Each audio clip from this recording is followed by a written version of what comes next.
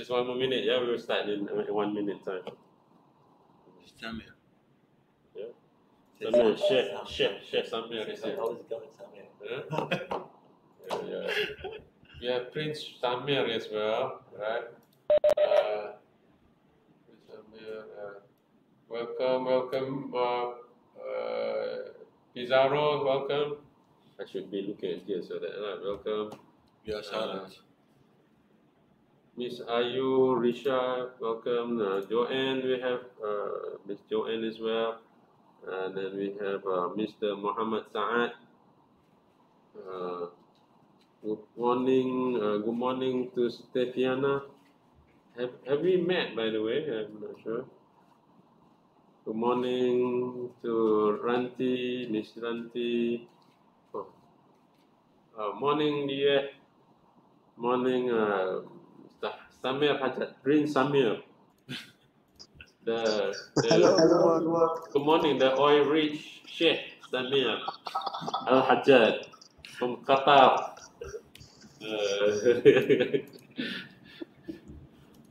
Good morning, Mr. Setia Sudirman, and morning also. Oh, proposal presentation. Okay, we met during the proposal presentation. Okay, all right. Okay, we will start. We'll start now. All right. Let me welcome you all first. Are we ready to? Recording. All right. Okay. I got cue from Mr. Hanif saying that we are ready. The system is all ready. We are also streaming this to the YouTube, and then later on you can also watch on YouTube. Yeah. Morning, Samir. All right. Welcome to our forum, our Global Futures Forum, and let me just start by introducing the whole purpose of organizing this forum, this Global Futures Forum. There are three important points we would like to highlight. Number one is that one of the outcomes, one of the realization after COVID was that people, the world, societies, scholars, students, professors, whatever, were taken by surprise, right? They did not know there's something of this magnitude, can affect the world to this extent. So this particular scenario was not part of the analysis of the scholars, analysis of the scientists, analysis of policymakers. So the issue is the idea of what is called the futures literacy. So we have not developed. We as community of scholars, community of people, the world have not developed strong literacy in futures. So futures literacy was then identified as an important literacy by UNESCO right now. So UNESCO, in promoting a new type of education, right? They also emphasize the idea of the importance of futures literacy or anticipation, to be able to anticipate possible scenarios, including the unlikely scenarios, the wildcard scenarios, or the black goose scenario, something that is possible to happen, unlikely to happen, but if it happens, it has a big negative impact, a devastatingly huge impact on people, on the world. So the ability to anticipate and to respond when such a scenario occurs is an important ability, right? So part of literacy is not just mathematical literacy, it's not just verbal, how to read, how to calculate, but also to be able to anticipate possible scenarios, right, of the future. What if this happened? What if that happened? What if there is no more water? What if there's a scarcity of water? What if there's drought happening in Malaysia? What if there's war happening in Vietnam? What if there's a flood happening in Beijing? Right. So all these scenarios are possible scenarios, right? And that ability to anticipate and prepare. So we say, well, if this scenario occurs, right, what can we do? And how can we know if this scenario is occurring, right? So we can chart a trajectory of temporal space, right? So, this happened, this happened, this happened, then it becomes likely to happen. So when A, B, C, D is where the crisis is. So when the path or the future goes into A, we should be getting prepared, so that this is future literacy. So one of the reasons we are holding this, organizing this global futures forum is to actually to increase our futures literacy. Number two is that the idea of a global perspective, the international perspective, right? International means between country, but global means to look at the world as one unit, right? The globe, the globe itself. And the perspective is the perspective of looking at the world as a system, as a unit, that we are all interconnected, right? So what happens in Iraq can affect people in Thailand. What happens in Ukraine can affect people in Australia. What happens in Russia, right, can affect people in Indonesia, right? So the interconnectedness, right, of events is an important part of understanding the world, right? And more, the world is connected in a way that has not been connected before, and it has become more globalized, not just internationalized, right, but also globalized, right? So it's not just between nations; it's also between the people, between the organizations, between all kinds of between cultures, between languages. Human global. Yeah, it's global. So that's the second imperative that we are championing, right? The idea of, so number one has to do with future literacy.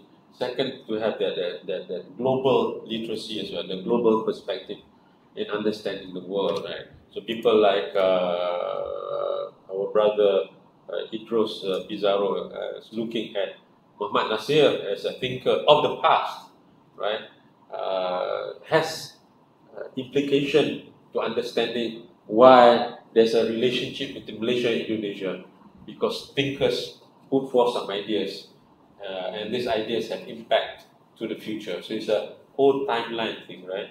So the third one that we are organizing this is actually that instead of people talking separately, so we have the sinologists, people who are experts in China, in Chinese studies, talking to themselves, people who are expert in Middle East talking to themselves. We want to have a forum, right, that we talk to each other as well, right? So we at the Center for Policy Research is very fortunate, and now with the Global Institute for Multidisciplinary Knowledge and Responsible Future, we are fortunate to bring in all these speakers and potential speakers in the future into one platform. So with the idea of coming together to communicate, to think of ethics, a responsible togetherness. How do we share our thoughts and create a better future, a more responsible future? Right? So that is the idea. So bringing people for a good purpose, to create a good understanding. So we have that future literacy, the global perspective, and also a forum where we have dialogue and discussion, and with the purpose of creating a responsible future. right? So basically, that is the three objectives of the Global Futures Forum, right? So let me, as a moderator as well, to introduce you our speaker, our guest speaker today. Right? Our guest speaker today is Mr. Muhtadi Alabyadh. Yeah. Yeah. Betul. This color, putih. Putih. Putih. Okay. Right.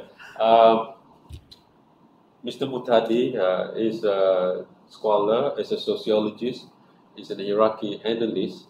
He has taught in University Al-Qadisiyah, Yes. yeah, in the Department of Sociology, College of Arts.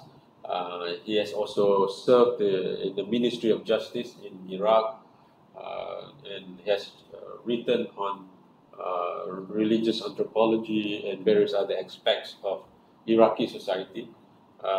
Just a little background of Qadisiyah as a city. It is a city, I was still having discussion with Mr. Muhtadi. It's a city where under the Khalifa Omar, right, the military general Sa'ad ibn Abi Waqas, right, led a battalion, right, into Iraq. At that time, Iraq was not Islam. It's not the country, right? And the city that he conquered was Qadisiyah, right? It's the city that's not. There wasn't Iraq and Persia yet at that time. Right? So that was the beginning of the Muslim presence in Iraq, and eventually, after the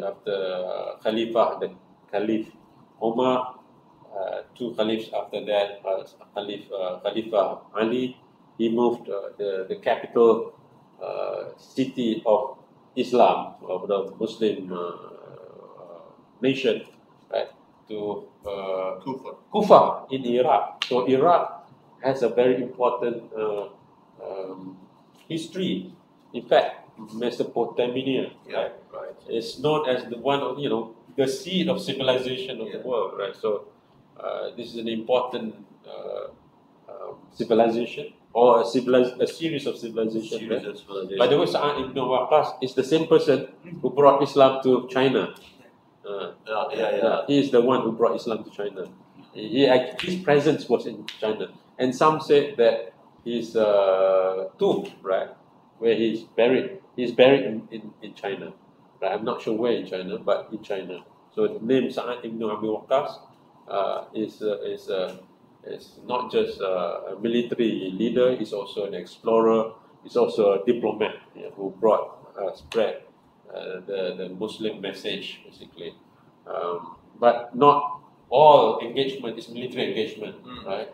So Islam doesn't spread by military option as number one, right? It is the last option, right? So anyway, that is the little introduction about where Mr. Muhtadi has taught, where the city where he's from, right? So it's a city of great importance. Thank you. And he's bringing us, introducing us to Iraq, the next phase of Iraq. Iraq not only after Saddam Hussein, but also the American colonial period. Americans are colonial force, so they go to different parts of the country and colonize people, right? And one of the countries that they colonized is Iraq, is Iraq, right? So, after Saddam Hussein, they colonized Iraq, just like Israel colonized Palestine, right? So they colonized. Now they have left Iraq. So what's going to happen to Iraq? So Mr. Muhtadi will bring us to the present and the future. Yeah. So the floor is yours, Mr. Muhtadi. Yeah. So you have my PowerPoint. You will display. Okay. Okay.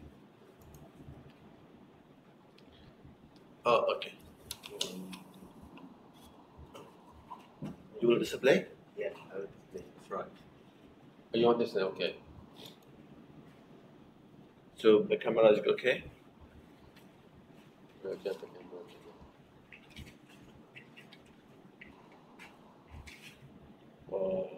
Take picture for me. Okay, go ahead.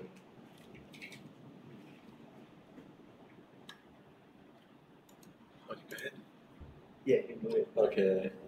Good morning, everyone. Dr. Reevany, thank you for this brief introduction about me and about Iraq and my city as well. So, our lecture today, the future of Iraq, political modernity and possible strategic policies. Okay. The next step. I will go to give like theoretical summary about that. So first of all, we go to the political modernity. What that mean? Political modernity. So according to the Cabro and Calacarbo, modernity is inherently tied to technology. Yeah, you want to And show the by sound. okay. Hospital. Okay. Yeah, may as well. Okay. I enjoyed. Okay. By extension, progress technology advancement has the transformative power to shape the member of society into the kind of nation state that is citizen invention. Key aspects of modernity include the establishment of constitutional democratic state and political sphere, the transition to national governance in the context of nation building, the emergence of independent field of study in science and education. So, Sorry, we cannot really see you. We are seeing the back of you right now. So you might want to face, or the camera needs to shift. Yeah, otherwise we will see the side of you. okay. Okay. Yeah. So if you go to the sociology first of all, because we are sociologists here, the foundation of sociology began with modernity. So modernity happened is like 19th century in Europe. So from this point, from this social event, the sociology came out. So by Auguste Comte from the France, sociologist France. So let me talk about little about that. So if you go to the Auguste Comte theory, talk about the human history, and Auguste Comte, he applied the historical sociology. So he studied the human history. So he went to the human history. He said the human being history passed 3 stages, and now we call the general law of 3 stages. So the first of all, the first stages we call theological stages. So the people believe in God, believe in theology, believe in spiritual way, and everything they want to explain, to interpret, go to the theological way. This is the first thinking of people, the first idea of people. The second idea of people we call is philosophy, metaphysical stage. So people start to thinking, to interpretation the world and everything happening among them, but in the mind way, in the interpretation, philosophy. The third stage he called this is Auguste Comte is positivism. Positivism way is now the stage of science. So in this stage, not everyone can explain or speak about everything just in a mind or theological way. No, we go to tests. We go to the laboratory, to lab, to collect data and analyze data, and we speak about according to this result we get from this is testing. So in this way we call this positivism, the science stages. And this is science stages happen in the 19th century in the Europe especially. So we talk about here technology, we talk about democracy, we talk about the constitutional nation, we talk about the field of study. All this happened in the modernity way. So with this is a new stage. The political issue also changes. Maybe before that, the political state or political nations ruled by patriarchy. But in this way, ruled by modernity. Modernity, we could talk about democracy, we talk about election, we talk about dividing of the power between among society. We have judge power, we have executive administration, we have parliament. All of them have independent power and work together to lead the society in better way. So after modernity happened in the Europe, the philosophy in that time, Enlightenment philosophy or liberal philosophy, just they promoted the idea of liberalism. So these people on this philosophy say, with modernity should be liberalism. So everyone have freedom, and this is a freedom is almost absolute. So there's no right to state to restrict people or restrict individual, because everyone he born in the freedom. So and he has his right to practice and to use his freedom in any way he wants. So some people, for example, criticize them, but George Bartman, for example, he's one of the debate about the liberalism. He said, no, the government should have little power, but the most power for people, for individuals, because the liberty and the freedom is most important here. So he gave example. If there is a bridge, I think the bridge shift to the other mic.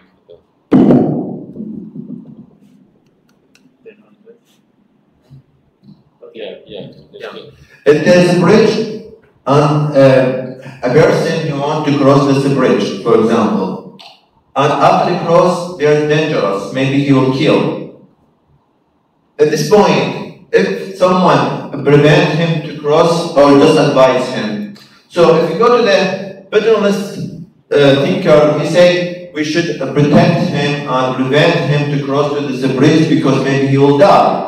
But Joseph Barton, what he say? No, he just advised him, and he left him to the decision for him. He want to cross or not. This is his life. Maybe he want to die. This is the liberalism there. But if you look to the liberalism right now in the Europe, for example, we see there is not cohesion between society. We see there is society split into pieces, many pieces. Every person, he just care about himself. He just care about his destiny.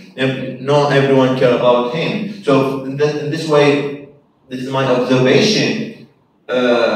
In the Europe and modern society right now, some people they feel depression, they feel psychological disease because. The human nature should everyone live with the society. There is care between each other. So for this reason, the liberty faced a problem there in the Europe. So what is the solve? What is the solution? I think is paternalism. So after the modernity emerged in the Europe and liberalism emerged in the Europe, the society, especially in the British, faced problem. Because the society, they don't have background about liberalism and modernity, and they're still thinking about the patriarchy and paternalism in the 19th century and 17th century. So for this reason, debate happened between them and the British at that time, but later liberalism won against paternalism. But with my observation, is still debate between them, argument between them, paternalism and liberalism over the world. Maybe we can see that in the non-Western society, Eastern society, Muslim society, because if I say this is very important and this is also very important, how can we do balance between them? That is a good question and good point. Especially here in Malaysia, I didn't find so much study about them, and it's very important to Malaysian government just focus on these concepts to discussion to be balanced between them. So what does mean paternalism? Paternalism means when the government can interfere. So if there is Interest for the people, for society, should the government protect this interest? This is interest whether economy or whether culture, identity, religion, to preserve about this diversity, to preserve the culture and also people economy. For this reason, we can between both of them, can we do coherence and cohesion between state and society and individual? So go to the. So I want to apply this is the three concepts: political modernity, paternalism, liberalism in Iraq. So now this is the map of Iraq. If you can see this, maybe answer my pride, Victor. Yeah. In Iraq, is political issue in Iraq there divided into three groups, three entities. So the first one is Kurd, Sunni, Shia. I think, by the way, this is divided. America brought to Iraq. Yeah. So if you go to the Kurd is an ethnic group. They don't speak Arabic, they speak Kurdish language and ethnic group. And they are living in the North Iraq, in this area. This area is territory for Kurdistan, we call it Kurdistan. And this is, their population is almost like 15 to 20%. If you go to the Sunni, this is Sunni, the word is a religious word. This is from Islamic group, we call it Sunnah group, or Sunnah denomination. Sunni in this area, they live in this area, and their population is 29 to 34%. If you go to the Shia, and this is also religious group, religious name, religious denomination in Islam, and this is majority in Iraq, and they live in this area. So their population is 64 to 69. After America came to Iraq, so they established we call consensual policies, dividing the power in three entities. So Kurd, Sunni, Shia. They give the Kurd the president. The president should be belong to the Kurd. The head of parliament should be belong to the Sunni. The prime minister should belong to the Shia. So, because of we have democracy right now, America brought democracy to Iraq, the prime minister, he has more power because he possesses the executive administration. So, for this reason, he came to the Shia because the Shia is majority. And Sunnah belong to them, minority, gave them to a head of parliament. And Kurd is less than Sunni, give them the presidents. Okay? My study focused on the Shia because Shia, they are majority and they have executive administration and they take charge responsibility about Iraq, right? So if we go to the first of all this, U.S. occupation. So U.S. occupation, when the America came to Iraq, they brought democracy in Iraq. So the new era, a new political issue, political ideology, and before that we have dictatorship. But with America bring the democracy. So democracy belongs to the political modernity and also liberalism. So America want to establish this, to establish political modernity, establish democracy, establish liberalism in Iraq. But in the other way, we go to the Shia, the majority people in Iraq, and also Sunni, same way. Their background is religious. And their thinking and policy and the state is in theological way, religious way. So all of them, this idea, this background, this culture is against liberalism. So what that's conflict happen between both of them. So the first of all, we have this is named Ayatollah Sistani. This is this figure, religious figure. And he has power in Iraq, not just in Iraq, outside Iraq, because most of Shia belong to him, because he is leader, he is correct, he is a figure, and everyone emulate him and follow him. So he stayed against America at that time. he wants to shape the government according to his vision, and also he wants to protect the Islamic law, protect the Islamic regulation against the liberalism. So he accepted democracy, but with the liberalism to resurrect this democracy, to maintain the Islamic culture, maintain the social values, maintain the Islamic regulation in that way. So he tried to establish a new constitution at that time, encourage people to vote to yes to the constitution because he agreed about that, because this is a constitution, maintain the Islamic regulation, social value, and also his power at that time. For this reason, I call him as weak paternalism, not strong paternalism, because he don't interfere directly to the policy, but he interferes indirectly and encourage people to follow his idea, because he feels his idea is more interesting to the people, all the people. So for this reason, I call him as political resistance, not military resistance. The second figure is we call is Muhtadi Sadr in that time. So Muhtadi Sadr, at that time, he's almost like an extreme young man. His background from a cleric family. His father, he was Ayatollah, and he assassinated in 1999. So after the American occupation, he emerged. At that time, he took the Kufa mosque as he do the Friday prayer. At that time, the people gathered around him, especially this is poor people, marginalization people, all of them gathered around him, and he encouraged them and guided them. Because he is extreme, and he did resistance against America, but his military against resistance. So he used weapon against America at that time. So for this reason, I call him his political and social leadership.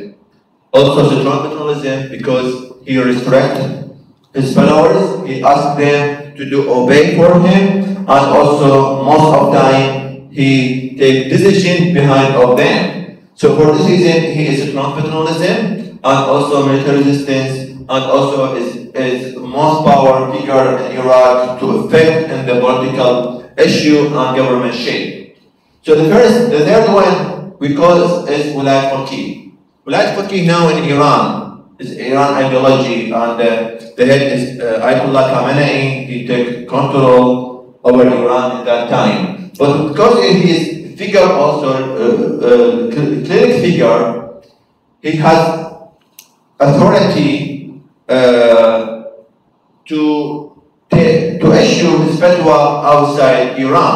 For this reason, in Iraq, he has many groups belong to him and follow him. He used the religious way, religious ideology to practice his power outside Iran. So for the reason he is political, religious leadership, and also he authoritarian paternalism, because Khamenei now he has right above the law. He has right above the constitution. He can stop the law, stop constitution if he feels they are interesting for the Muslims society, Iran society, Shia society. So for this reason, he restricts people.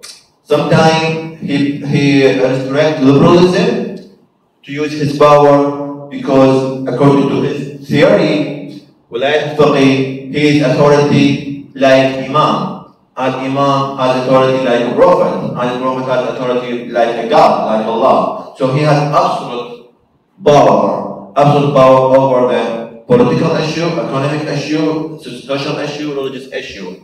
So all these figures, they use theological, political, or theological background for Shia. So the first of all, political theology for the Shia, they just thinking or believe the government should take control by Imam.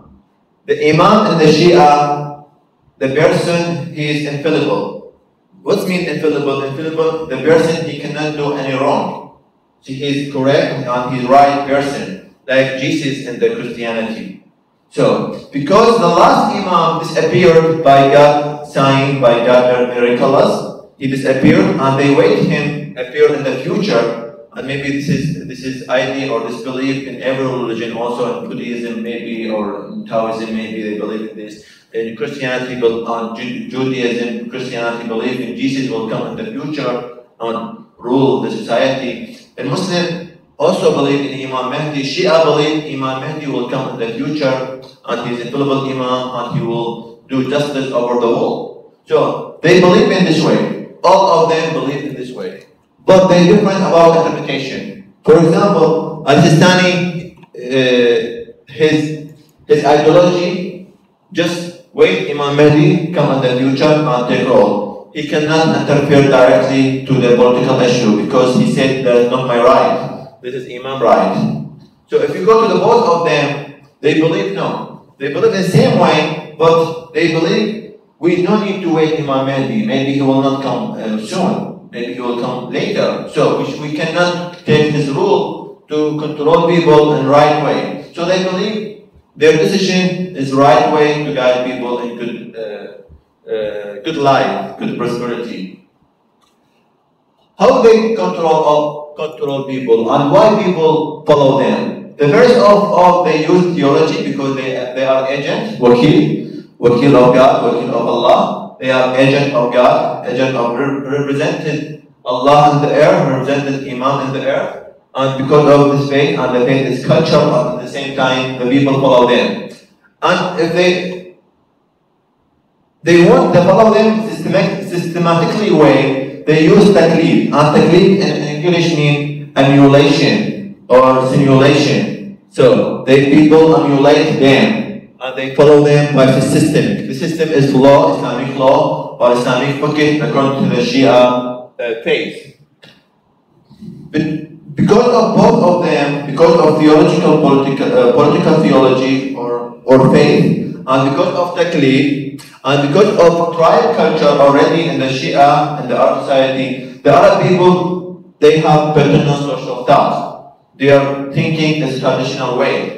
Their behavior in traditional way. So everything they search about figure. In the family, the father or the husband, he is the head. He has power. So he takes control over the member of family, sometimes take decision behind of them, especially about girls or women. So this is culture lead to the paternalism. So we have culture paternalism. So this our society search not all, but we can say essential personality in the society in Iraq. They search about figure to follow, especially in the Shia denomination. They also search about figure to follow him, because without figure, maybe they feel destroyed. They feel without guide, without purpose in this life. All this is culture. We talk culture. The age of culture almost 2,000 years, 1,500 years, or 1,000. This is culture in the people mind.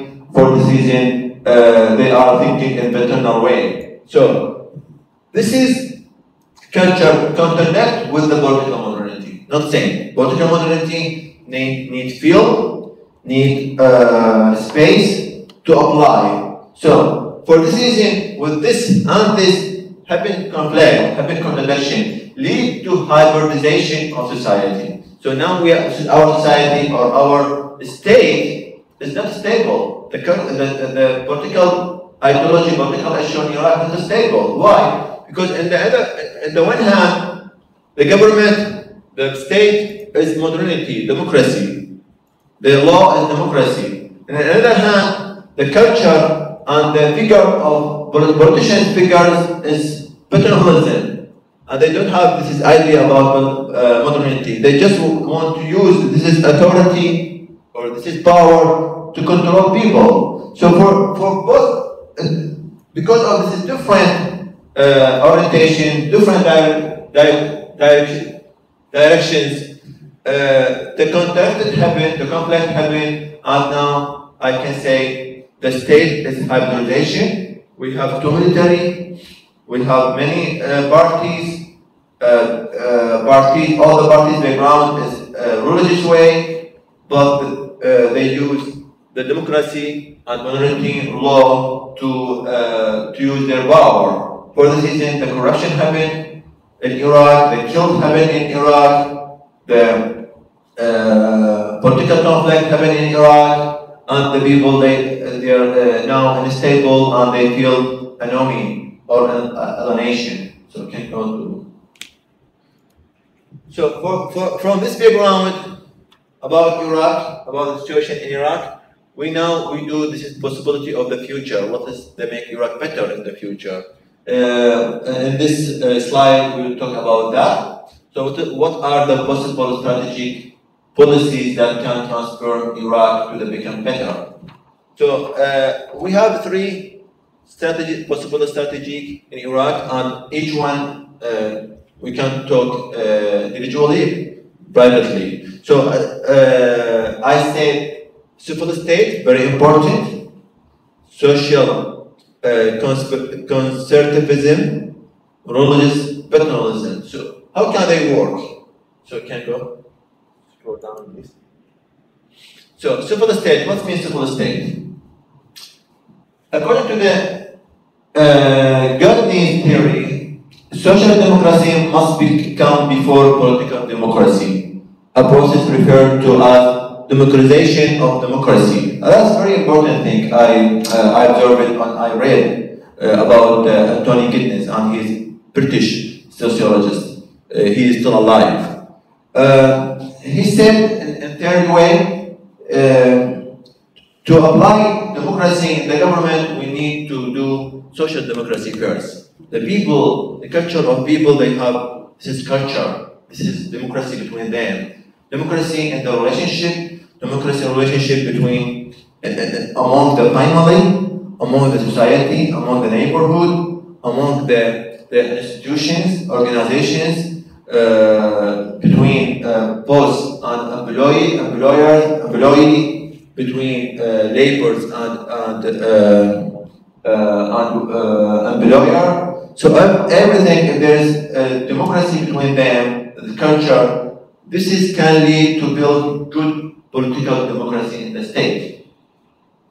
For this reason, if we apply Iraq, we should get rid from American program. So American program, they establish consensual politics. What's that mean, consensual politics? Consensual politics, they divided the state as shares. So, for example, if you apply this in Malaysia, I can't take Malaysia as an example, maybe they can. So the many have this power for them, the Chinese people, they power for them, the Hindi, they power for them. And in that way, everyone think about his power and think how can get from this power, not to serve people. So for this reason in Iraq, there have been civil war, there have been corruption, killing, don't trust. The society not trust in the political group, never because of constitutional politics. Because everyone he wants to maintain his share. Just this is their purpose. So from constitutional politics to the political majority. So as I say, the good way is political majority. Political majority, what's that mean? Maybe 2 parties or 3 parties just control the government from the North Iraq to the South. Regardless what is the member in this party, is Sunni, Shi'i, Kurdi, regardless, just he is Iraqi citizen. That's enough. So in this way, there is become no religious ideological protect them. Just thinking how they build Iraq in a good way to serve people until the people can elect them in the future. But if you go to Islam, always, for example, Shia politicians always manipulate Iraqi Shia to protect their denomination, to protect their rituals, and all that them elect them to protect just the religious identity. Let people don't think about infrastructure, don't think about education, or good health, or good future. Why? Because every share you want to protect his sharing, and how can they use this is sectarian way or ethnic way. For this reason, Iraq is divided in this way. So from consensual politics to the political majority, from ethnic and sectarian parties to national parties. So it's okay if there is many parties, but in the future or in the end, all of them align together and become 2 or 3 to control Iraq, and the competition between them, who is the state government and who is the opposition. Now we don't have opposition in the parliament. Everyone share with the government. Everyone share in the government. Sunni share, Kurd share, Shia share in the government. We don't have good opposition in the parliament. Who is the opposition? We don't have. But with political majority, we will have some group, the majority will rule, and another, the minority will be opposition, and they just observe the government working. If there is corruption and if there is mistakes happen, they will criticize and they go to the judge, the court, to do report against them. So the second one is transition society presents another obstacle for democracy in the form of voting. So in the modernity, especially in the 19th century, John Stuart Mill, he presented the theory he called is proportional representation system. What he said? He said there is elite people, education people, and there is ignorant people. The people they have teaching and the people they don't have teaching. He said there is not right to make equal voting between them, because education people they understand the government. But in education, people, they don't understand. How can I make it equal? How can I equal my vote to election? Same with the people from, for example, from rural society. You don't have any idea about government. So he said, a proportional representation system. For example, he said, if someone educates, vote, maybe he equals 10% with a non-educated. In this way, he said we do right with the government. For this reason, he said, in response, Mill proposed the compulsory and free education, enable all individuals to vote. But what I observed in Iraq, all the same. Education and non-education, same thinking. Because we talk about culture right now, about theological culture, and everyone he followed his religion, and follow his ethnic group, he follow his sectarian group. So they don't think about what is the better for the government. For this reason, I just give this proposal. I said a proportional representation system for candidates, not for voting. Maybe if I tell people this education vote and equal 10% with non-education, maybe I would do social class between them. I would have a conflict with them. So I did solve the problem. So, but with the proportional representation system for candidates is better. Not everyone can candidate to all government. Why?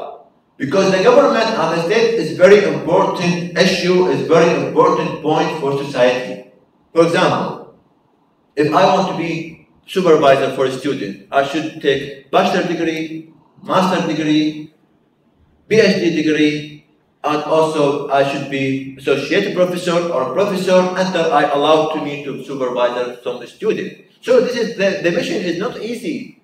To get this point, I want to give hard work to reach to this point. So the most important thing from me, the state, the government is most important thing for me, because the government, the state, they control our society, they take care of our society, they maintain their future. Everything now is linked with the state. Everything. We need education, we need health, we need economy, we need good future. Everything from the state. So the state is the very important thing right now. We should think about that. We should think the state as number one. After the state, we think about our culture, or thinking about our ethnic group or our religious ideology, but the first one is the state. So in that way, don't allow everyone to candidate. Most of people are stupid. and candidate and they win. No, they win because the stupid vote for a stupid person. And they win and they control the government right now and they destroy the government. So in this way, we should not allow to everyone candidate. We need to person, he hardworking, he has experience about the law, constitution, how the government works. So how to do that? I said is paternalism democracy. Paternalism democracy, what does that mean? The new democracy for a new society, especially traditional society, don't allow to them to use the democracy because they don't have idea. They don't have idea about that, never. So maybe if allow, but unfortunately there is not yet because it's still all the world is stupid. Yeah, especially in Gaza. Now the people killed now, and not anyone to protect them. But I hope in the future will be better. So I think with the new democracy, for the new societies, for the traditional society, the people don't have culture about democracy. They don't have culture. They don't have a background how the state is very important for them. So how can I give freedom for them to shape their government, and they don't have culture about them? So that's be stupid, I think, and that's be contradiction between society and the state. So in this way, I give democracy to these people, traditional people, but at the same time educate them by restriction them. So if there is new act, for example, or so I said it is advisable for the UN or countries with advanced democracies to oversee new democracies in each electoral cycle. Candidates should be subjected to tests for their understanding of the state policies, legislative authority, integrity, political and administrative experience, and other relevant factors. This is essential for the state to organize and preserve the future of society. So, for example, if we give this is control and paternalism democracy to 3 or 4 generations, step by step, the society will be understand, where they have educated, will have culture about their future, about their destiny, about the democracy, and they can control themselves by themselves. So, please. Okay. So, social. So sorry, I need the correction. This also social conservatism. So all the people they need be sure and they need satisfaction about the state and they need the state to protect their identity, their culture, because the culture is very important to make people belong to this group, belong to this nation, belong to this tribe. That's very important to make the state stable and good, stable future, to give this right, to give this space for individual and society to feel about that. So the first of all, we go, the political modernity, as I said, is Europe ideology, is Europe idea. So it's different from the Eastern society and Islamic value. So now we have political modernity. For example, Malaysia, Indonesia, Iraq, Middle East, all of them is Muslim society. But they should rule government by modernity. So what we should do? This is the idea is the Europe idea. So our culture, our thinking, our language, our systematic philosophy is different, not the same. So what's happened here? So if we need reconciliation between this and this to rule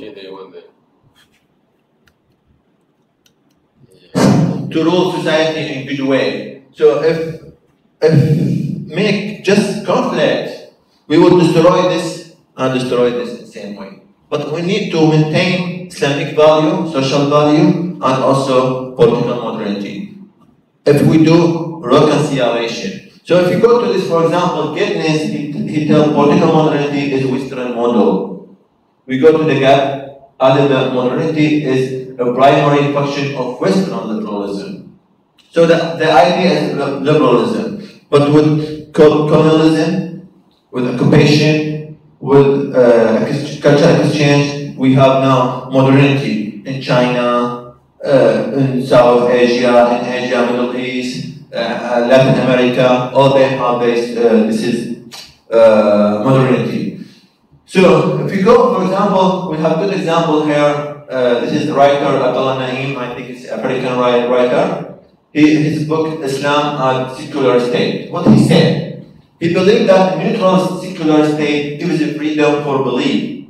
Therefore, the state must be secular, not society. But legislation and public policy must reflect the belief and values of citizens, including religious ones, with both entities working toward the nation-based interest through institutional separation, paternalistic perspectives, posing that social and economic issues are not solely the individual's responsibility, but rather the outcome of misguided policies. Moreover, they consider individual interests to be inseparable from those of the state. So for this reason, should the state become secular according to the modernity, but at the same time with a law, with a constitution, to protect the Islamic value, the social value, the culture, because people need, this is the culture to make them cohesion between them, coherence between them, because in this way can they help each other in everything. So, with that, reconciliation lead to secular state and conservative society. And this way we can do balance between them and make the societies in Iraq, for example, or the society like Iraq, around Iraq, Middle East, Islamic society, and this work together, but at the same time separate each other, can lead Iraq or lead society in a good way. So, go to the next. Now, this is the next slide here. We talk about Western modernity according to the Hegelian dialectic. When I read the modernity in Europe, how the modernity came out in the Europe, I came with this diagram. In this diagram, you will understand what is different about modernity in Europe and modernity in outside Europe. So, the Hegel is philosophy, is enlightened philosophy and social philosophy. He just presented this is law and this is theory. He said the human history idea work in this base, in this theory. So always there is stable theory. Always there is stable idea. People believe in the same thing. But this is a stable idea or stable thesis. They will be forever. They will be changed little by little according to some event. So from this is a stable idea. From this idea will emerge the antithesis, the opposition, the opposite idea. So between them having conflict, which one control? The stable or the new, the anti? And the conflict between them lead to the new thesis or synthesis. So synthesis is idea mixed with the stable thesis and antithesis. So if you go to the modernity, for example, all of us, we know the Europe based in the Dark Age, when the Catholic Church and monarchy control the government and the society at the same time. We call this Dark Age in Europe. But this is Dark Age, it was a stable thesis. So, and then antithesis happened, anti-patriarchy. So the Dark Age, the policy is patriarchy. The priest, the church, the king, and the government control all the people, and all the people should follow them. It's a blind way. We say it's a blind obedience at that time. So, conflict happened and lead to Renaissance. We talk about the religious reform and philosophy reform in that time. So Renaissance happened, the stable thesis later will become. But against the Renaissance, we have social contract. We John Rousseau, Hobbes, and John Locke criticize the situation at that time, especially the political situation. The conflict with them happened to the Enlightenment, the philosophy of Enlightenment. So, from Enlightenment happened against the Enlightenment, the political conflict, revolution in the France, in the Europe, and the British in that time. So, conflict with them lead to the modernity, new thesis in the 19th century. So, political modernity will happen liberalism and liberalism in the British and some country in Europe at that time. So the conflict between them happened to the liberalism right now. So go to America and Europe, the liberalism is over there, and there is semi-society, not like real society in that time. So if we just observe that the modernity idea in Europe came from their culture, came from their thinking way, came from their language, their systematic theology, systematic theory also. That's different. If we go to the Islamic society, we go to the Asian, non-Western society, it's different because our thinking, our culture is different. So what happened? We should follow them. Should modernity in absolute way? Cannot. They will have many problems. So the right way, as I said, reconciliation between them. So make the state secular, but the society not. So in this way, we can maintain all of them, maintain the religious institution, education institution, family institution, and as well. So go to the next, please. So the third one we call religious paternalism. So in Iraq, as I said, the majority is Shia in Iraq, and the Shia they have an institution we call it Marja'iyah. This is an institution. They issue fatwa, issue religious law to our society, and they are very strong. So if you go to just I talked to Saddam Hussein regime. Saddam Hussein regime, because he is the dictator, he prevents Shia from practice ritual and prevent the institution to do their right with people, the freedom with people. Saddam Hussein lose in this way. Why? Because the Shia institution, its age 1,000 years, more than 1,000 years, and they are independent economy. They are very rich, and they have following from everywhere. Following not just from Iraq, we talk following from Iran, Afghanistan, Pakistan, Arab people, Europe, Muslims, Shia in Europe, and everywhere they follow them. And they have institution not just in Iraq, in Iran as well, in Lebanon, and British, in Europe, and America.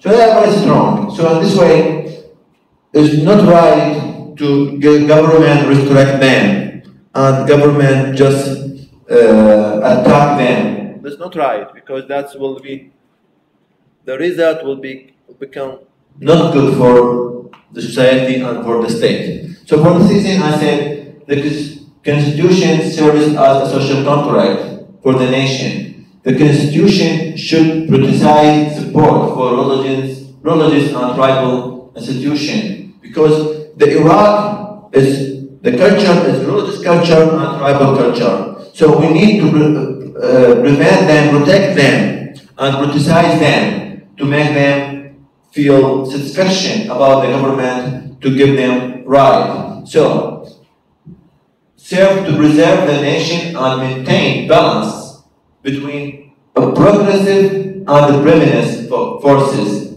as described by Coleridge in the 19th century. So Coleridge in the 19th century, when he happened the conflict in the British society, he divided the force two. He said a progressive force. He means modernity. This is a progressive force. And a preeminence force, he means religious or social value. This is a preeminence because this is religious and social value. The age is more than modernity. It's back to deep history. So this is preeminence forces. So what's happened? Balance between them. The balance between them we can do in a good way. So if you go to the second, as I said before, we have two schools in Najaf al-Sistani, in Iran, Faqih. In Iran, the school, the figure, the Wali Faqih, like Khamenei in Iran, has power like Imam, absolute power.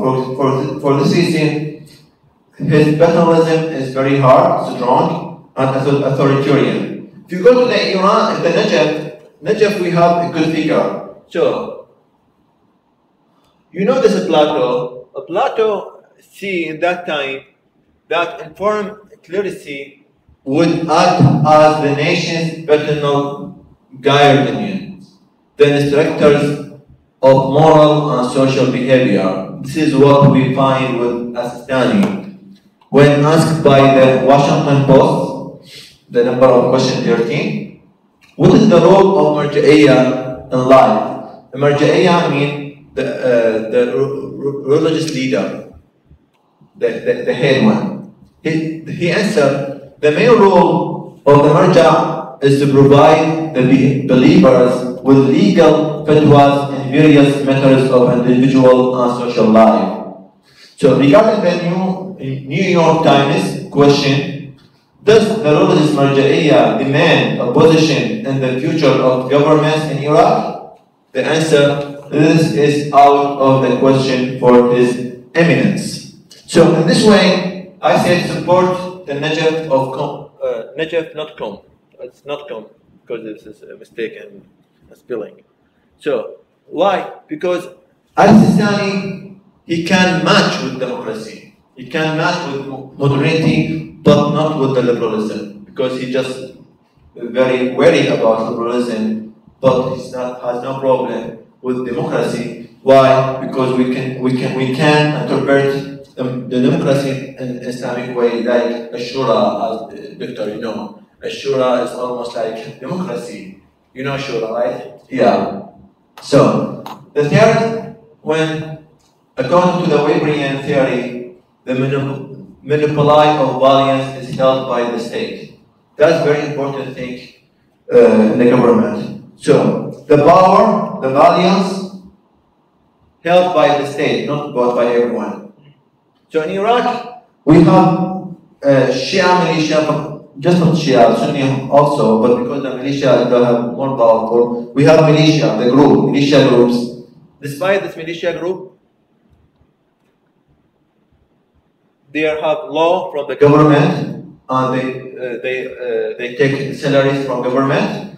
But at the same time, they are more power than government, more power than military, because they don't follow the government instruction. They follow their religious figures. Maybe follow the Iran or someone else. So for this reason, they attack American bases in Iraq, attack the National Alliance in Iraq, attack the people also. Some people, if they contact with them, they assassinated him, killed him. So for this reason, the power not for the state, the violence not the state in Iraq. For this reason, because in Iraq, security unstable, there is no investment, there is no project, there is no international or global companies came to Iraq to invest them to build Iraq. Because the investment always need the security space, security zone,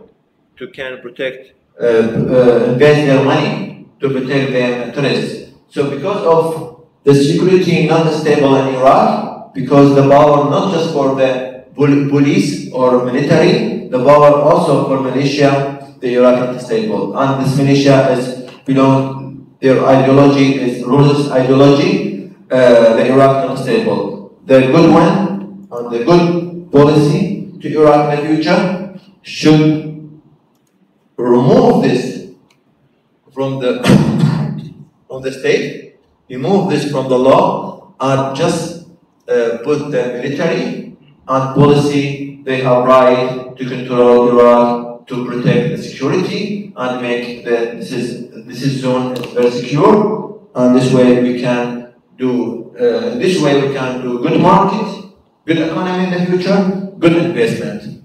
Either way, the Iraq will stay backward. Thank you for your time.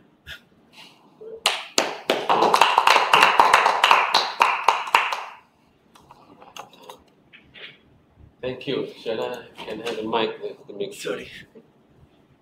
On the right. Yeah, glasses. All right. Thank you so much, Mr. Muhtadi, for the very informative, very insightful, critical analysis and sharing of knowledge about Iraq. Indeed, Iraq is a complex society. Right? It's a nation with multiple complexities, and that even transcend the country itself. You were showing the sources of power that originate not just within the country but also from Iran. So there is what you term as the hybridization of society, right? That's happening in Iraq. So that's the current state, and you actually talk about and introduce many other conceptual ideas that are very relevant to the realities of Iraq. And you talk about the idea of democratization or democracy from Giddens. You talk about consensual politics that was introduced by the United States, where sharing of power is based on ethnic groups or religious groups, similar to Malaysia, but you know the manifestations are very different in Iraq, of course. You also put forth certain ideas about policy changes, and you were saying that not everyone should be a candidate. That's important point, and of course you're also saying that some people or not people are stupid or something like that. And this is, by the way, not too far away from what Plato's Republic is. Plato's Republic, although Plato is the one of the original sources of ideas for democracy.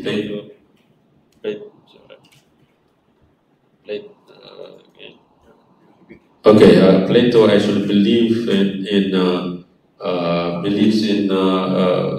more elite-based democracy. Not everyone can rule; only select group of people can rule. So this is some facility. And you also brought in Hegel, about the thesis, antithesis, and synthesis. So there's a lot of important ideas. And also you show how complex Iraqi society is. So let's open the floor to questions and comments. Anyone has a question or comment? Please raise your hand either online or offline, or you can go to the chat box. Idris. Okay. Mr. Idris Pizarro, Mozali, you will have the first question, and then we follow with Mr. Samir Al-Hajjad. So Mr. Idris, can you share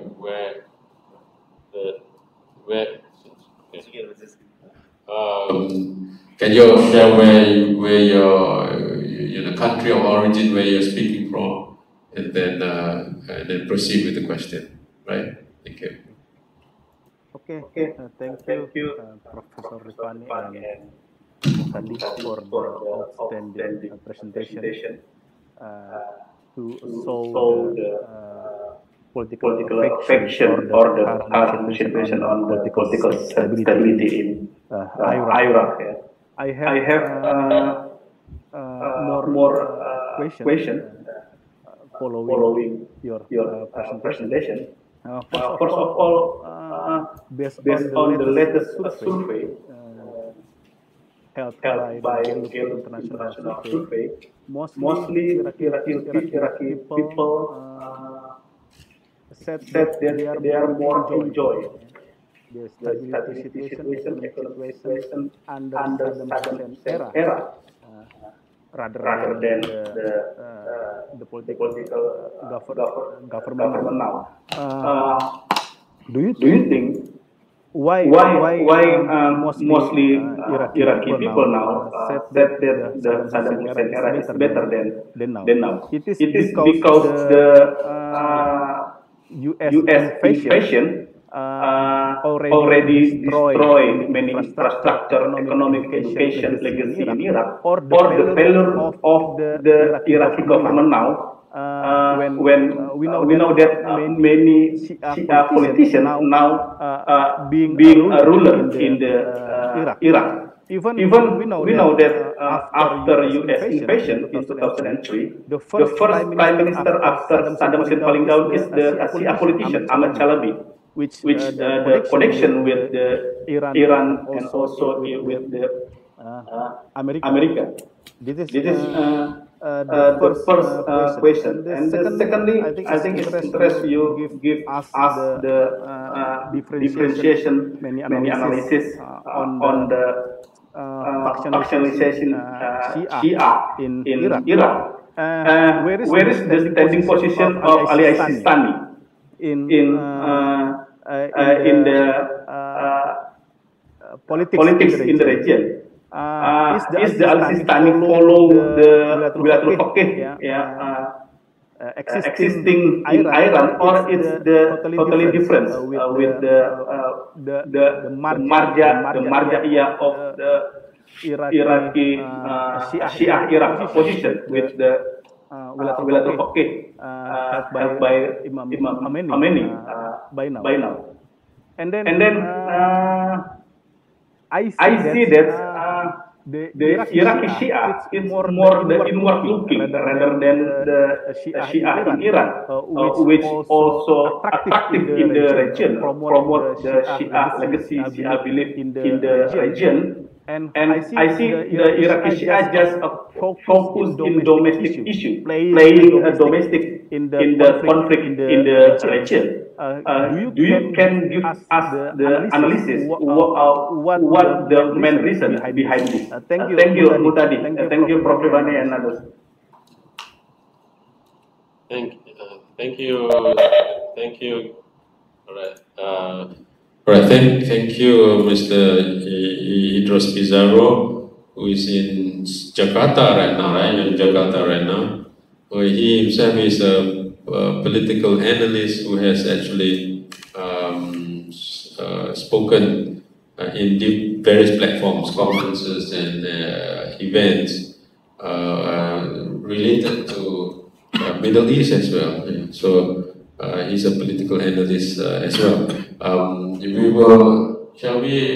you like to answer the question first, or you want to gather the question, or with?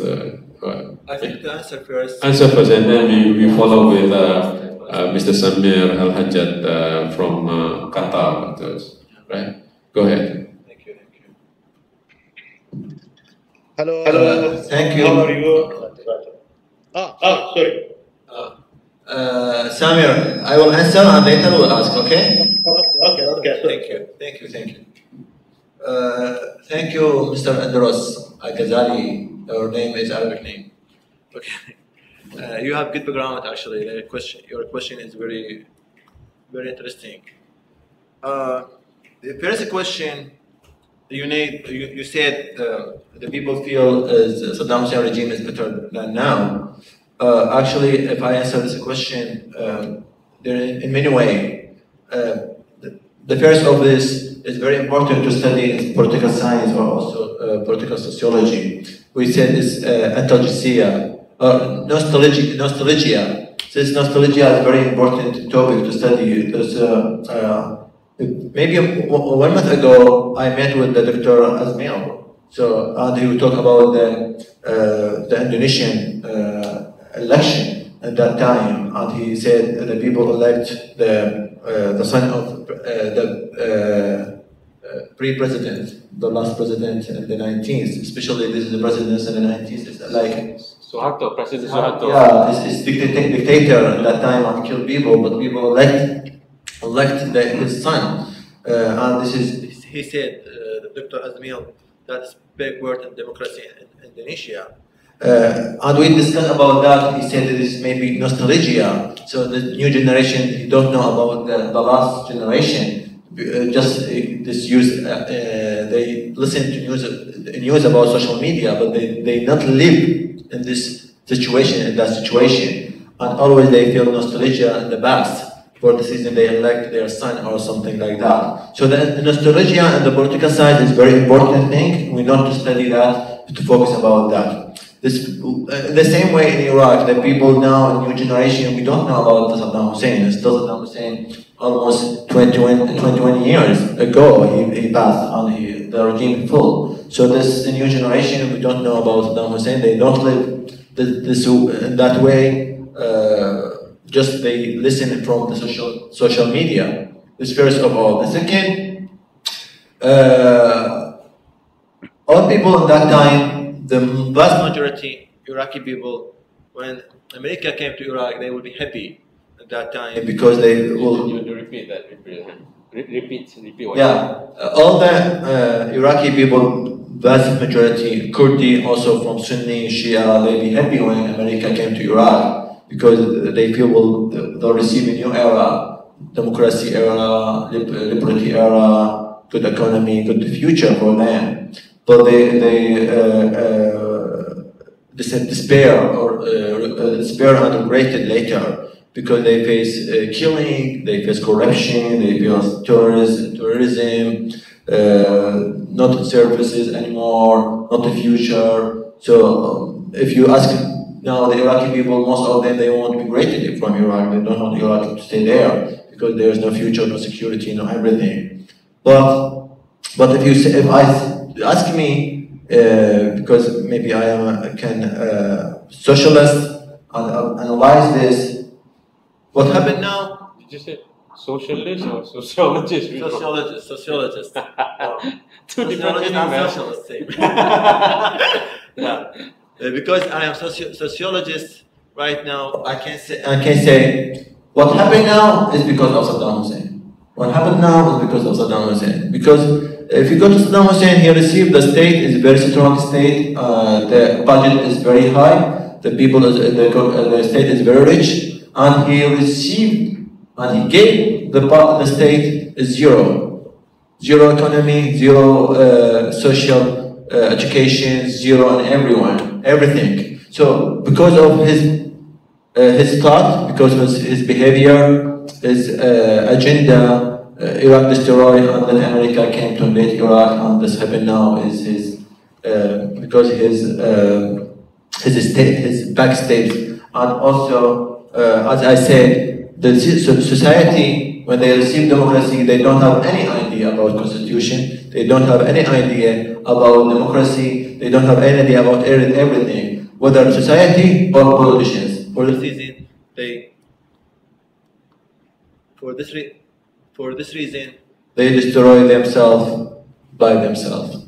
So, the second question, the position of Sistani. Actually, Sistani is opposite of Wilayat Faqih. He don't believe in Wilayat Faqih. He is from a classical school. He believes in the waiting of Imam Mahdi. He will come in the future. He will take the control of our state.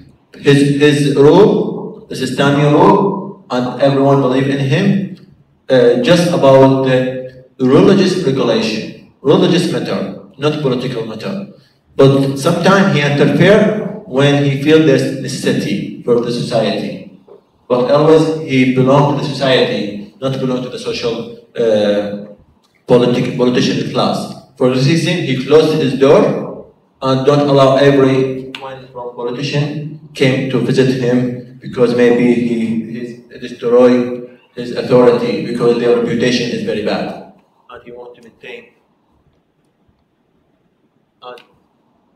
And he wants to maintain his authority and his reputation. He wants to maintain the social trust between him and society. The first, is it the third? Okay. The Shia in Iraq focus on the domestic issue. Why? Because the Shia feel alienation in Iraq. Why? Because the majority Arab people Sunnah, not Shia. So just the Iraq, the first country in the Arab society, the majority is Shia. So they feel from the Arab, their identity is different. From the Persian, their identity is different. So despite the Persian, the Iran are also Shia, but their identity, their ethnic is different. They are Persian and they are Arab. So Iraqi people, the Shia, they feel they belong to Arab because their culture, their tribe, all them Arab. But at the same time, the ethnic, the sectarian is different because they feel Arab is Sunnah. Most of them are Sunnah, but they are Shia, and maybe they don't like them. From the other side, Iran, they are Iranian, they are Arab, right? So for this reason, the Arab Shia society, they want to focus about the Iraq, just the Iraq, this domestic, and this different from Iran. I think this is because of this reason. Thank you. Okay, thank you for the answer. All right, thank you, Mr. Muhtadi, and thank you, Mr. Idris Pizarro, for the insightful question as well. We'll proceed to the next person, Mr. Samir from Qatar. Please proceed with your question. From Jordan. From Jordan. Oh, you're in Jordan now. I thought you're in Qatar, but you're wearing the same red shirt I'm wearing. So yeah, you're from Jordan. You work in Qatar, so. By the way, Iraq, Jordan border Iraq. By the way, as information, Jordan border the Iraq country. I would like to thank my brother Muhtadi for what he has provided. I have many comments, maybe, or a question, I don't know. But my brother Muhtadi, you know, the Middle East region in general is an unsuitable region. And Iraq is a country that was previously one of the central countries of the region. And the Jordanian people to know that we hope that Iraq will return as a strong regional state. I think you know why. Because what happened in the Middle East. I have two questions. The first question about the difference between the Saddam era and the current era regarding the rise in global corruption indicator, tourism indicator. What's the change? This is my first question. My second question. Until now, I think only Iraqis can understand this subject. The American occupation destroyed and rendered Iraq. And what contributed to this was the establishment of governments affiliated with Iran despite the American-Iranian hostility. Can you explain what they are happening? Because I think just the Iraqis who can understand this about this subject. And thank you. Okay. Thank you. Thank you, Mr. Samir. Just now, Mr. Samir was saying that Jordan is a neighbor of Iraq. So, in fact, what's interesting from the Jordanians' perspective, Saddam Hussein is highly respected in Jordan, right? Generally speaking, not necessarily all, but a lot. I think the vast majority of Jordanians will respect Saddam Hussein. So the first question, if I may I repeat that, is that what happened now after post Saddam Hussein's rule, and now after American occupation, there's a rise in corruption, there's a rise in and there's a decline in tourism. So the rise in corruption and the decline in tourism. So with the American occupation, it seems like it doesn't really help. Number two, point number two, which is point number two. I gotta keep on talking so that okay. The point number two, question number two is about American occupation. When they left,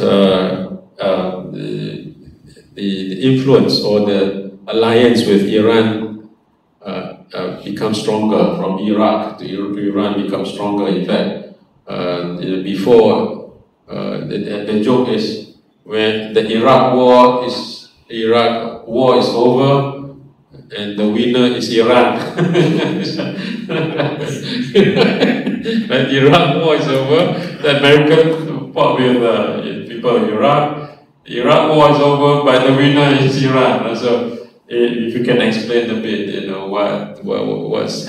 what happened there. So there's a second question. Yeah. So back to you, Mr. Muhtadi. Thank you, Samir. Thank you, Dr. Reevany, for explaining more on. Actually, I should answer. Got to continue to speak and voice activated. That's why then, yeah. I should answer this question in sociology way, okay, not policy. So first of all, yeah, the corruption now is more and more bigger than Saddam Hussein regime. Why? Because the law there, Saddam Hussein regime is very strong in that time. The people are very scared from the law, and there is no burden, no mercy for everyone who do corruption in the government in that time. And with the strong law, we can control people, we can control our corruption. Now we do have weak law and the power not to the law, not to the judge, not to the court, the power for the politician class, and they can do corruption in easy way. Just the person without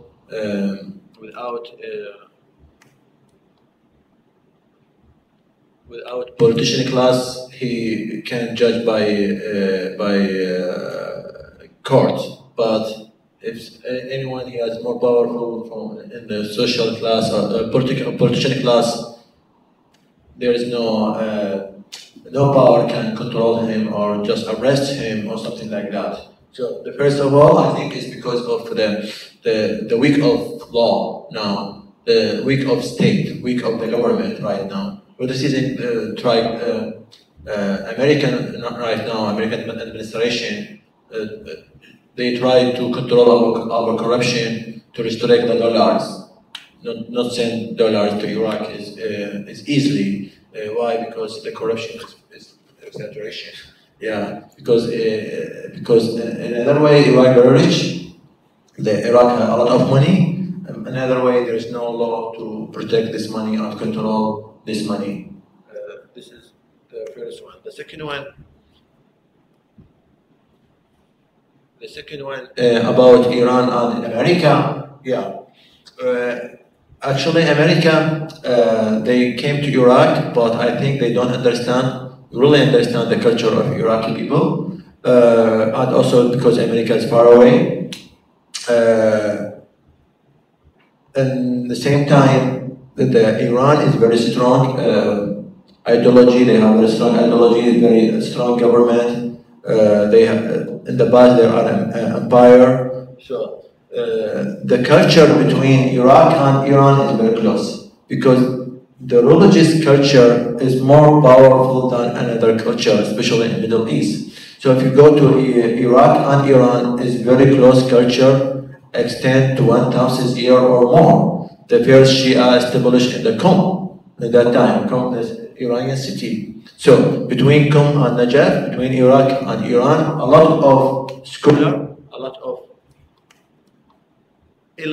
ulama, especially Repeat the first word. yeah, a lot of ulama, a lot of scholars between from Shia, they are belong to Iran, but they live in Iraq, especially Sistani. Al-Sistani is Iranian.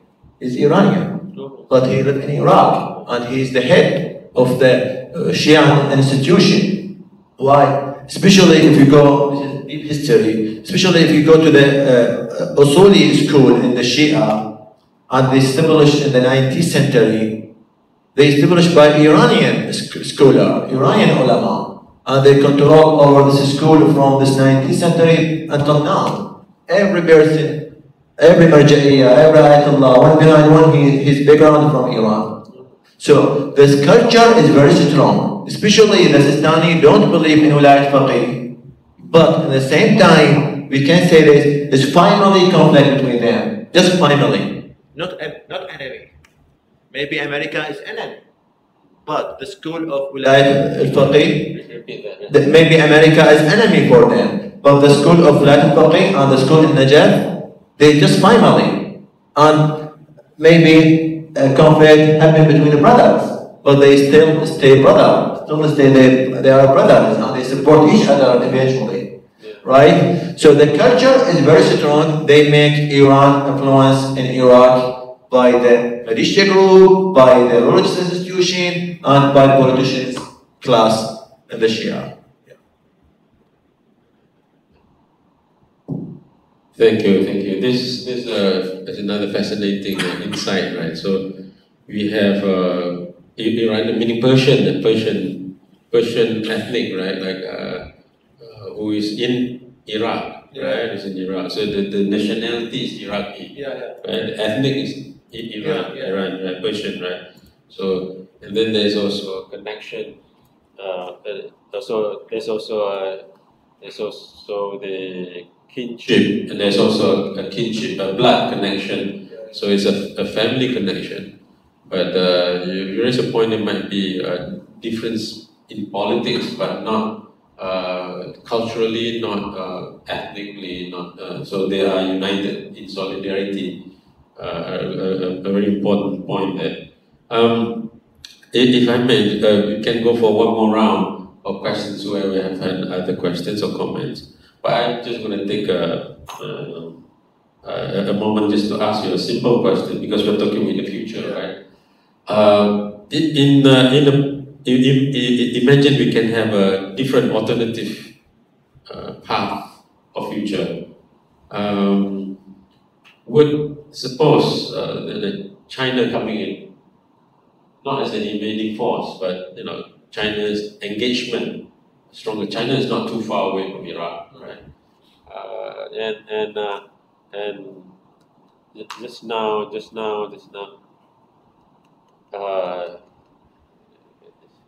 Maybe we should change to the other mic. I think no need mic also. No need mic, fine though. You can capture the voice. Yeah. All right. Oh, don't use the mic then. Okay. Just now, Mr. Samir was bringing in the idea of the Silk Road. China's role coming into Iraq. How would that change? How would the dynamics of the future change if China come in much more actively, right? Yeah.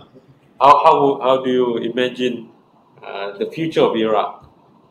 If it's China coming in, 5-10 years before, and would it change the dynamics of Iraq? Because China will come in, and with China's presence, there might also be economic growth. More economic growth, right? Yeah. I imagine there might be more economic, or you might see as economic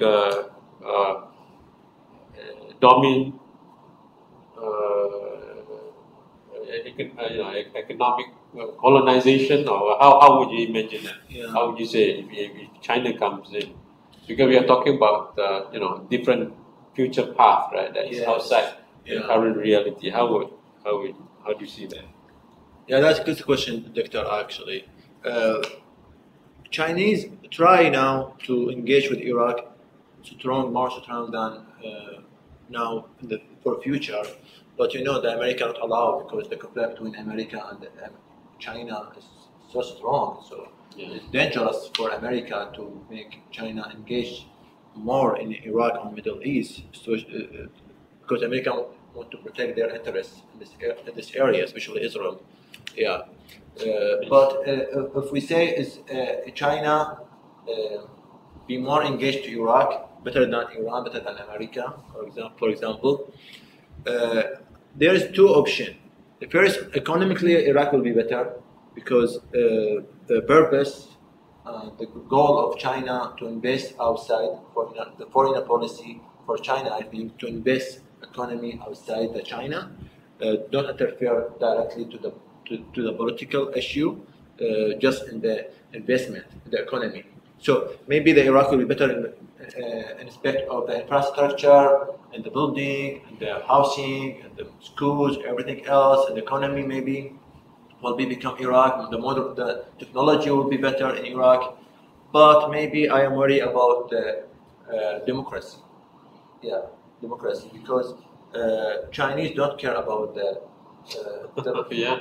don't care about the policy and whether it's the dictatorship or democracy or whatever else. They don't care. They're very important to invest. Security zone to invest. So they don't care anything about that. Iraq will be back to the maybe dictatorship or maybe authoritarian rule. So the democracy will be threatened in that time. It was still very child. The democracy in Iraq was still very child. We still need power from outside or inside. Very fragile. To enhance this democracy become better. I don't know, maybe the democracy is better for the societies, not just for Iraq, maybe for all societies. It's better for them to, how can I say that, to make the society is living well-being, prosperity for society in anything.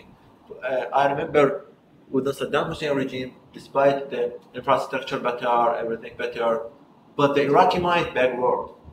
Why? Because the regime at that time controlled over education, thinking, books, everything else. So everybody they scared to thinking. They scared to buy book. They scared if they have library in the house. So if we want to become the society and individual better and better in any way, they should have liberty a little bit, space of liberty.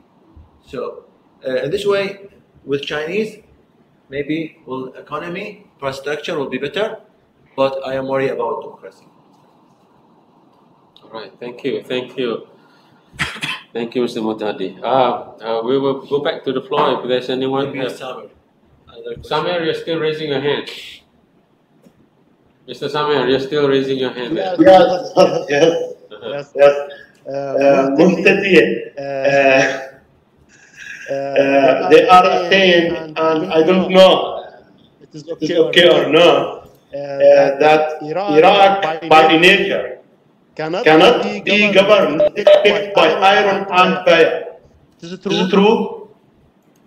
Iraq, can you repeat that, Mr. Samir? Iraq by nature. By nature, cannot be governed except by iron and fire. Cannot be dictated, cannot be governed. مهتدي في مقولة بتحكي العربي لا يمكن حكم العراق إلا بالحديد والنار بطبيعة الشعب. Iraqi nature cultural cannot control by democracy, should be controlled by dictatorship. All right, the okay. complex of the situation there. Yes. Okay, let me just relate to our global context, right? And the point you raised there is very important, Mr. Samir. That the strongman argument, in the governance, right? And this has been the common thinking of many people, right? Including Indonesia. Indonesia, part of Indonesia believes that you need a strong man, right? A military kind of person, right? To govern the whole of Indonesia because big and all that. Some in China will have that same thinking that you cannot have democracy. You need to have a strong man to govern, to manage, to govern the country. And we talk about big countries, but even small countries, the same belief exists in Malaysia too, right? We want a strong leader, The same belief exists in Singapore. The city-state is very small, little tiny dot, right? Relative to China, for instance. They also believe in the strongman leaders, right? Strongman leadership. By the way, United States have that belief too, right? They want to make America great again. The whole argument is about, I'm strong. I might be charisma might not be charisma. It might be. I'm not sure Donald Trump has charisma, but he definitely is seen as strong compared to Biden. Right? So, England. Margaret Thatcher is seen as a Iron Lady, right? Iron Lady. We have Iron Man and we have Iron Lady. So the Iron Lady is Margaret Thatcher. So this belief in the strongman idea, maybe it's paternal democracy, maybe it's a king, maybe authoritarian, maybe military leader, whatever. But I believe this idea of a strongman, not a friendly man. No one talks about a friendly leader. People talk about strong men. Maybe that also accounts for the success of the in Indonesia, the president or president-elect, I suppose.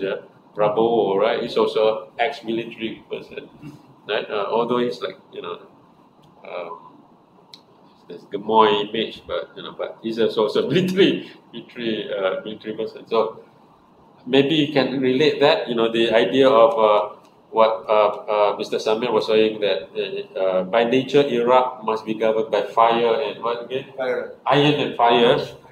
And the idea of strongman leadership and also paternalism, right? How would you connect all those things with, political modernity, Yeah, I think, as you said, paternalism, paternal figure is better than dictatorship, better than iron, because at the same time we talk about Iraq, we talk about diversity of religious, diversity of ethnic, diversity of tribe. So, and this tribe is generosity and aggressive at the same time. So. And both together, actually, both work together. They aggressive, but at the same time they generosity. Both together, they want to show off that they are very strong, and at the same time they are very generous. Yes. At the same time, so they're very aggressive. Maybe they work, they fight you in the simple thing. They will fight and kill you, and kill each other. Yeah, because it's very aggressive. So for this reason, the Iraqi the nature is very complex. But at the same time, Iraqi people, they don't like dictatorship figure. They don't like someone control them by iron. They will do rebellion against them. I talk about before I come to Malaysia in 2019, the protest happened in Iraq. The biggest protest happened in Iraq against government. The people want to pull the government because they just feel there is useless and corruption. It's very strong. People. The people go civilian without women, just go protest in the streets. But what the government or what the politician class did for them, assassinated them. 1,000 people killed, and 3,000 people injured at that time. And still the people are strong, and they stayed in the streets at that time. But they cannot change everything. Why? Because the politician class is more strong than them. So, I think it's with paternalism government, paternal figure is better than dictatorship. So you can control over them, can give them the right as your tribe. Okay, use your norms, right? Your customs, your traditional can use. The religion also can use, but leave the state for the state. Leave the government for the government. Don't interfere with them. In this way, and with the strong law, yeah, can control Iraq, can. Yeah, but with dictatorship, yeah, because Saddam Hussein is very dictatorship, and he fall in the bad way. So that means he's not success. That means he's not success. So if he succeed, he can, because the people don't depend about him. The people don't depend about him. This Iraqi is very strong. This Iraqi military stayed 8 years against Iran, and very strong, and also attacked Israel in the 17th. Iraqi people, Iraqi military, that's strong. When America came, they don't fight Saddam Hussein. They don't fight for Saddam Hussein because all of them hate him. Especially talk about Shia, they hate him, and the Shia majority there. So for this reason, the dictatorship of Saddam Hussein not succeed. They destroyed Iraq.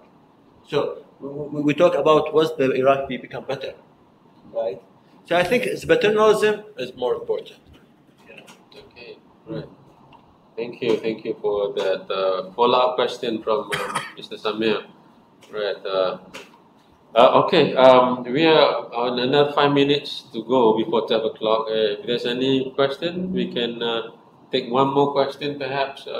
If not, thank you for coming in, Bapak Bambang. I can see that you're into, and Mr. Anwar as well. Welcome. I saw you came in. But you have any question? Anyone has any question? If you're a Chinese perspective question, you say what? What? There's one point that Mr. Muhtadi was mentioning just now, that the Shura idea. Yeah. The Shura idea is, the country should be governed by selected group of people. Not everyone should be leaders, right? Yeah. you make the argument that people are stupid. Did you say that? People are stupid, right? And and by the way, that's not unpopular view that even among Democrats, they have that belief system too. That people are like sheep. Yeah. People are like sheep, so they need a shepherd. Yeah. Right? Shepherd, Somebody, a shepherd to lead them, and people like to be led, kind of thing. So there's that belief system but the shura is a select group of people. So not any clowns, any bozos, anyone can come together and lead. Welcome, Pak Bambang. Pak Bambang is a former general, Dr. Bambang.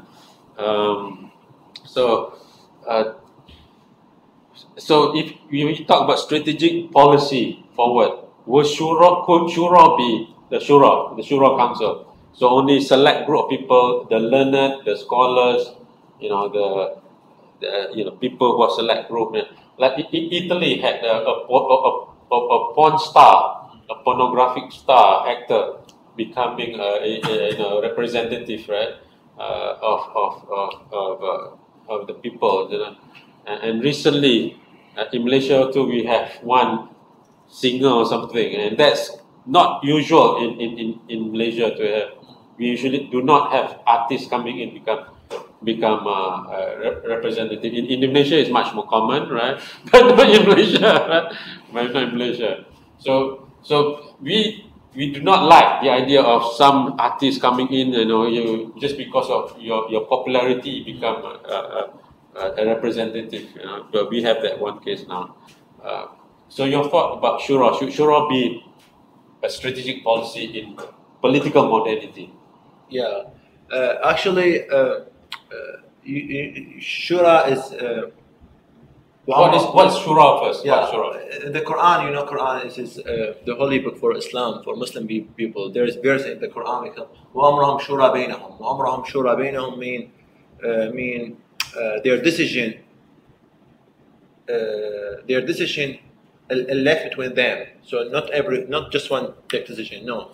So when majlis meeting between them and take decision. The Shura, the Islam, not mean everyone can elect. No, the Shura in Islam, the elite, the leaders of Islam, the elite of Islam, they care about the interests of Islam or society Muslim. They meet together and they take decision, one decision among them. So maybe they elect Khalifa, maybe they elect a law or something else. So not just between just one individual as a dictator or something. No, it's meeting between the leaders of Islam at that time. This is the simple way the Muslims came here. So in this way, the scholar, Islamic ulama, whether from Sunnah and Shia, when they faced democracy came to them by colonialism or by exchange culture between Europe and Muslim society, they felt the democracy is more close to the shura. So, if say the democracy, what mean? The people rule. Literally, translate democracy, that means the people rule. So the people rule does mean the people elect what they represented them, whether in the executive administration or parliament. So, despite this idea is a Greek idea and Europe idea, but the reality opposed this idea of us. So what should we do? Rejected this idea? If rejected, we will destroy. We cannot control communicate with the world. So we adapt this idea with Islamic way to interpret the shura with this democracy. So for this reason, we say this democracy don't contract with Islam, because we already have a shura. We already have this system. Sociology, systemology, shura apply in every way, in sociology, on religious or economy or policy.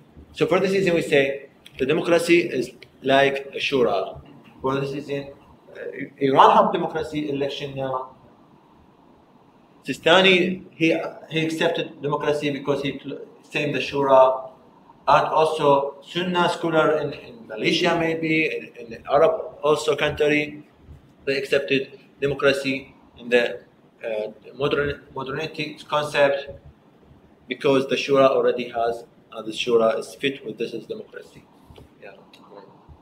Thank you, Mr. Muhtadi. Just for last round maybe this will open up for more discussion forward. We talk about futures, right? Whether democracy, what form of democracy. You talk about paternal democracy, guided democracy in Asia. We talk about that, right? Now, we just need to be cautious because when we use the word democracy, say China practices democracy, as they said, the Liang Hui, right? So they actually have, in a way, like a shura as well. People elect the leaders decide. But China being the most populous country in the world, well, not anymore. Now India is leading now, but you still have more than 1 billion people, right? 1.5, right? 1.5 billion people, right? So you still have people who are elected, and then Russia have the Politburo, right? Russia have Politburo. So the China has the Liang Hui system,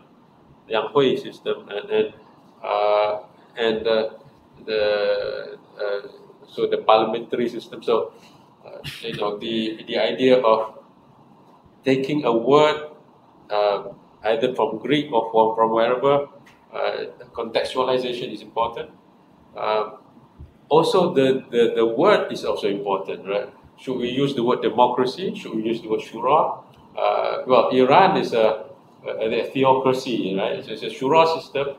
It also employs democracy, but only select group of people can be selected. Yeah. But the select group of people is chosen by the Grand Ayatollah, right? So it's a shura, but it's still the shura system, right? Yeah. So we can work on that, and I think we have certain scholars who can participate and contribute to the idea, whether we should be thinking of alternative words, alternative concepts,